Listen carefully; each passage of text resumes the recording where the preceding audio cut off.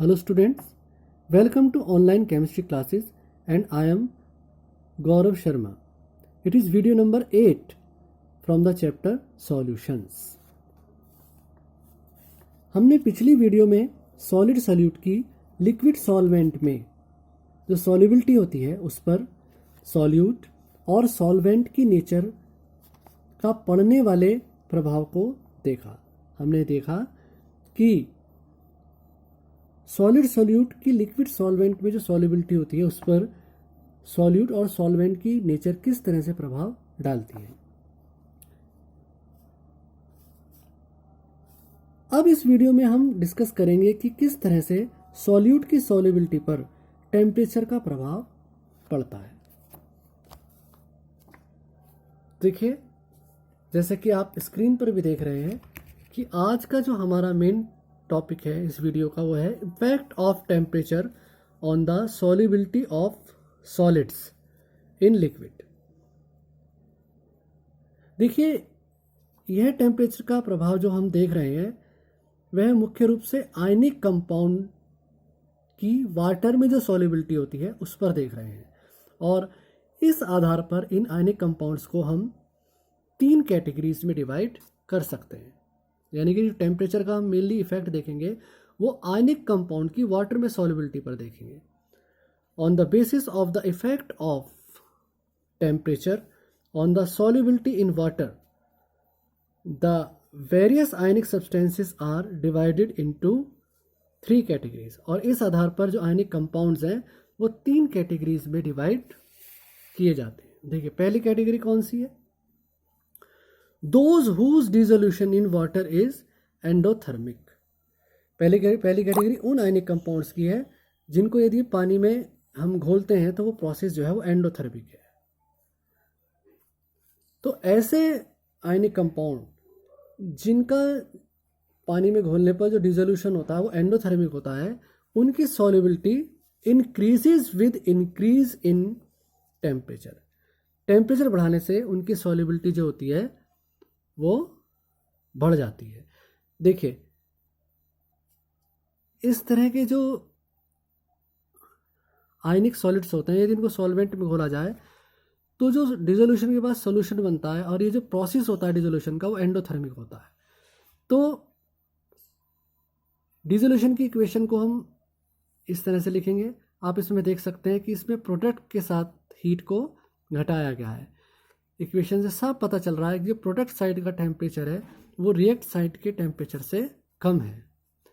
और ली शतार्ली प्रिंसिपल के अकॉर्डिंग अगर हम टेम्परेचर बढ़ाएंगे तो इक्विलिब्रियम उस तरफ शिफ्ट हो जाएगा जिस तरफ का टेम्परेचर कम है। डियर स्टूडेंट्स, आप इक्वेशन से साफ देख सकते हैं कि प्रोडक्ट साइड का जो टेम्परेचर है वो रिएक्टेंट साइड के टेम्परेचर से कम है। इसलिए टेम्परेचर बढ़ाने पर इक्विलिब्रियम फॉरवर्ड डायरेक्शन में शिफ्ट हो जाएगा, जिसकी वजह से डिसोल्यूशन प्रोसेस जो है वो इंक्रीज हो जाएगा और सॉल्यूट की सॉल्वेंट में जो सॉल्युबिलिटी है वो बढ़ जाएगी। तो पहली कैटेगरी हमने पढ़ी उन आयनिक कंपाउंड्स की whose dissolution in water is endothermic and solubility increases with increase in temperature. इस तरह के जो आयनिक कंपाउंड्स हैं उनका एग्जाम्पल है NaNO3, KNO3, NaCl, KCl etcetera.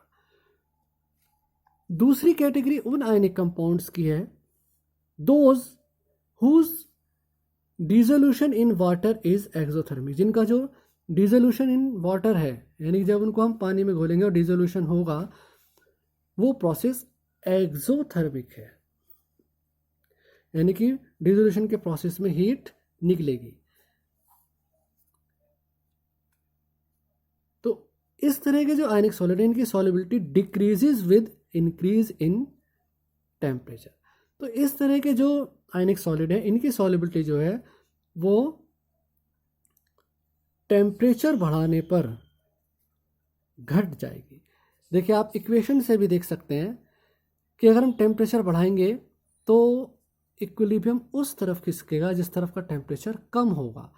और आप इक्वेशन से देख सकते हैं कि जो रिएक्टेंट साइड का टेम्परेचर है वो प्रोडक्ट साइड के टेम्परेचर से कम है। तो टेम्परेचर बढ़ाने पर जो प्रोसेस होगा वो बैकवर्ड डायरेक्शन में चला जाएगा और सॉल्यूट की जो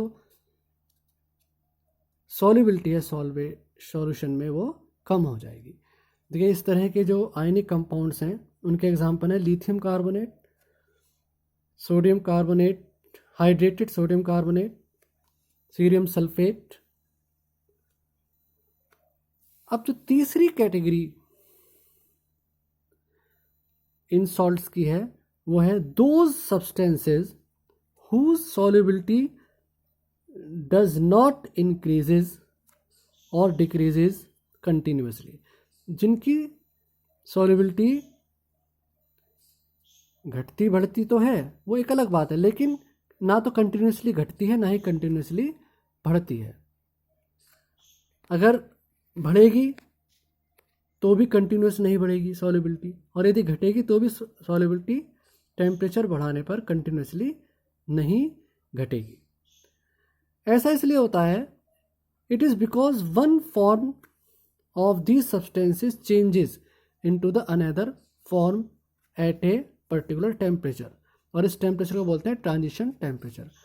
देखिए ऐसा इसलिए होता है कि जब आप टेम्परेचर बढ़ाएंगे तो इनकी सॉल्युबिलिटी या तो घटेगी या बढ़ेगी, और घटते समय बढ़ते समय एक डिसकंटिन्यूटी आ जाती है। किसी पर्टिकुलर टेम्परेचर पर जो सॉल्युबिलिटी में एक की इंक्रीज में या डिक्रीज में एक डिसकंटिन्यूटी आ जाती है, और जिस पॉइंट पर वो डिसकंटिन्यूटी आती है उसे बोलते हैं ट्रांजिशन टेम्परेचर।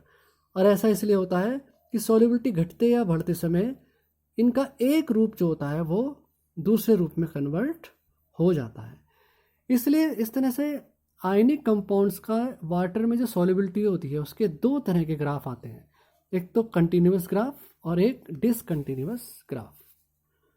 देखिए यहाँ पर ये सॉल्युबिलिटी का कंटिन्यूस ग्राफ है। देखिए इसमें NaNO3, KNO3, KCl, NaCl,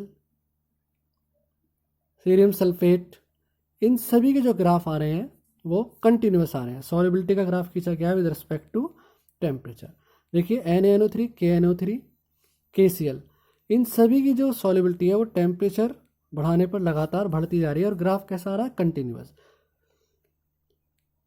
cerium sulphate की जो सॉल्युबिलिटी है वो टेम्परेचर बढ़ाने पर घट रही है, लेकिन ग्राफ यहाँ पर भी कंटिन्यूस ही आ रहा है। लेकिन अगर हम बात करें डिसकंटिन्यूस ग्राफ की या कर्व्स की, देखिए यहाँ पर सॉल्युबिलिटी को टेम्परेचर के साथ ग्राफ खींचा गया है और एक ग्राफ डिसकंटिन्यूस है। जैसे अमोनियम नाइट्रेट है, सो इनकी सॉल्युबिलिटी टेम्परेचर बढ़ाने पर बढ़ रही है, नो डाउट बढ़ रही है, लेकिन इस ग्राफ में आप देखेंगे ये इस पॉइंट पर डिसकंटिन्यूटी आ चुकी है। ऐसा क्यों है? क्योंकि अमोनियम नाइट्रेट की अल्फा फॉर्म इस पॉइंट पर आकर अमोनियम नाइट्रेट की बीटा फॉर्म में कन्वर्ट हो गई है, और ये पॉइंट पर्टिकुलरली अमोनियम नाइट्रेट का कहलाएगा ट्रांजिशन टेम्परेचर। इसी तरीके से देखिए यहाँ पर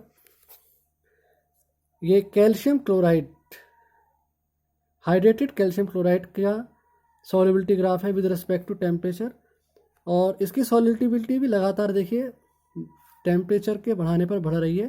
लेकिन ये जो ग्राफ आ रहा है ये डिसकंटिन्यूड ग्राफ आ रहा है, और दो पॉइंट्स पर यहाँ पर डिसकंटिन्यूटी आप देख रहे हैं।